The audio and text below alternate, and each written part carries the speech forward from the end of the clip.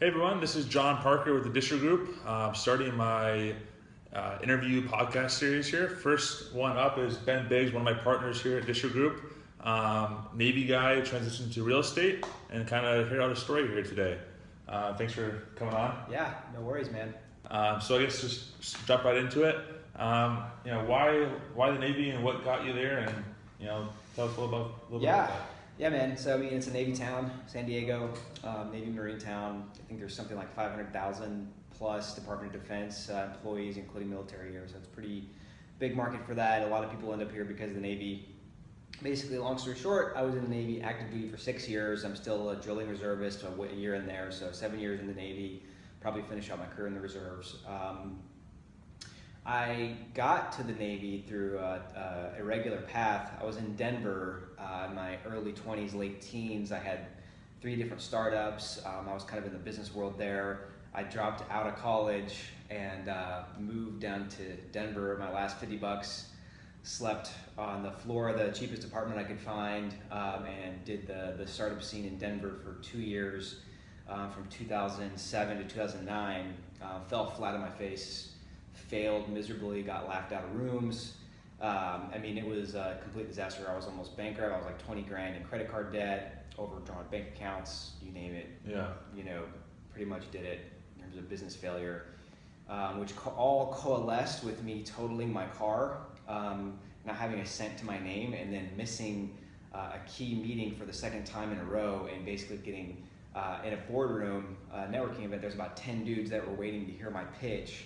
The leader that actually got me to the meeting and I vouched for me, actually called me on speakerphone with everyone in the room and said, "Ben, we don't need you. We're not interested, man. Have a nice day." Click. Jeez. And I proceeded to have a breakdown, more or less, and then totaled my car and had nothing left in my name. And basically, that's kind of what put the nail in my coffin in business in Denver. And I don't really care. I'm not embarrassed about that. I don't mind sharing my failures because I think that's what makes me stronger, and I learned a ton from that. And I don't make those mistakes anymore. That was 10 years ago, so I can just kind of look back. Process. Yeah, part of the process. I see it as an asset, really. I can look back and laugh at that now. And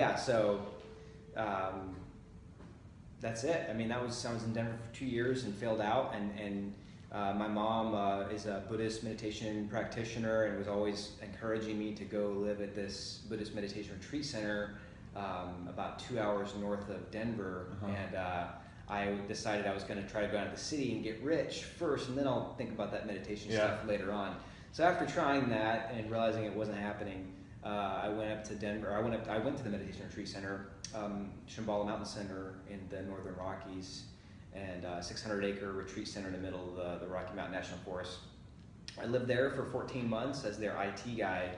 Bonfires, literally living in a tent. It was unbelievable. And was there for 14 months, helping out, because my background is IT before business. I'm a certified computer tech. So that's what I did before I joined the Navy. And I actually enlisted in the Navy when I was 21, 22, out of the meditation retreat center, which raised some eyebrows when the recruiter came to pick me up. Kind of polar opposites. Yeah, polar opposites. But I knew I needed to get into something while I was in my 20s and finish it. Yeah. And I knew if I didn't really put my foot down and get into some kind of program or some kind of thing that would allow me to catapult myself to the next level, I was never going to get there. I was just going to float from meditation center to meditation center, or go down and try some startup thing in Denver again. Yeah. So I knew I kind of had to get legit for a second, and some structure, and that's how I ended up in the Navy. And it was probably the best thing that ever happened to me. Long story short, I did my 6 years, 4 years on a ship, probably about 7 deployments, all kinds of crazy operations throughout the East China Sea. Running into all kinds of different scenarios. 2 years of training, a year here in San Diego, a year in Chicago, and 4 years on the ship. And now here I am. Jumped into real estate as soon as I separated. Got my license the day I separated. I started working on my license and came straight over here to the Cantor Companies with the Disher Group. So what brought you to San Diego? So like I mentioned, I was in training here for a year. Yeah. And I fell in love with San Diego while I was here. I had a Right. car. I was a night shift schedule, so I was working maybe 4 or 5 hours a day going to school, and not a ton of duty, not a ton of extra responsibilities when you're in school in the Navy. So I had my car. I was just driving all over the county. I would wake up in the morning, go on a day hike, or go to the gym. Yeah. Go shower up, go get a lunch, go on a day hike way up in the mountains of the Cuyamaca. Yeah. Come all the way back downtown. Take my time getting ready, go to class, get out of class, go to a really nice dinner downtown, go smoke a cigar, go out, wake up in the morning, do it all over again. So I just got to experience a lot of San Diego during that year, and basically had a ton of time to myself. So I just fell in love with it, and I wanted to bring my wife and daughter back here to experience that. It's tough to beat it out here, right? It is. It really is. Yeah. So what led to the real estate? Why real estate? Just because of my business background in startups, I knew I wanted to do something entrepreneurial. I knew the Navy wasn't for me long-term active duty. It's too restricting. So I knew I was going to do something, and I have a duplex investment property here close to downtown, and bought it from the broker that we work for, Jeff Disher. Yep. And Jeff was kind of aligned with me in terms of the books that we both read, in terms of our outlook and positivity, and how we the backgrounds that we come from are kind of similar. So I just decided to launch full throttle into real estate, and I called Jeff, and we wined and dined Jeff for a couple months, and ended up working with him. It's a crazy story, right? How you met him, and helped find you a property, and next thing you know you're working. Oh, it's crazy. Yeah, it's so random.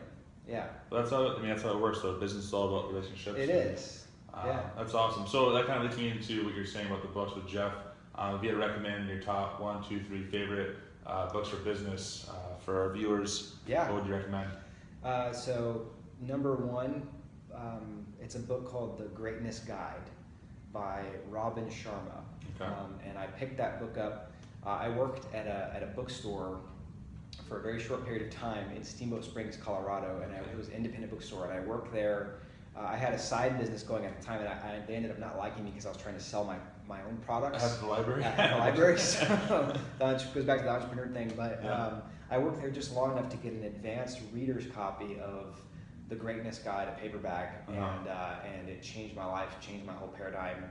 I've probably read it 30 times. I keep a torn up copy with me everywhere I go. I mean, it's simple. It's like 50 chapters of just pithy 1, 2, 3 page chapters, but it was a real game changer. Awesome. So The Greatness Guide by Robin Sharma, and then number 2 is How to Swim with the Sharks Without Being Eaten Alive by Harvey Mackay. Classic business book. I mean, highly recommend. It's another one, pithy chapters, 4 or 5 pages long each, with business and life lessons. Harvey Mackay is a genius. And then number 3 is The Cell by what's his name? The Cell. Anyway, the book title is called The Cell. I can't remember the author's name off the top, but it's one of the. The author is with the top real estate agent in the world. He does like $1 billion a year in volume. The $1 million list. Frederick Eklund. The Cell by Frederick Eklund.